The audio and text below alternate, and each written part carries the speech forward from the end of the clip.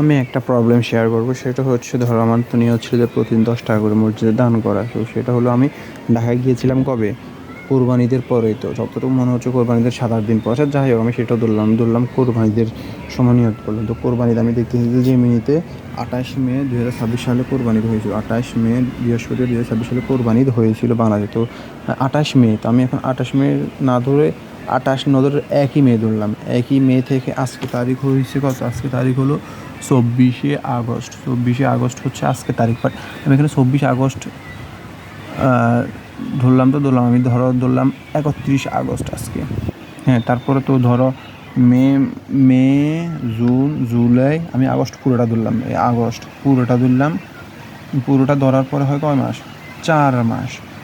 4 মাস যদি হয় 4 গুণ 300 হলে কত হয়, 1200। ঠিক আছে, 1200 হওয়ার পরও আমি দান করবো কত, ইনশাল্লাহ 2000। হ্যাঁ, তো এটা আশা করি বুঝতে পারছো।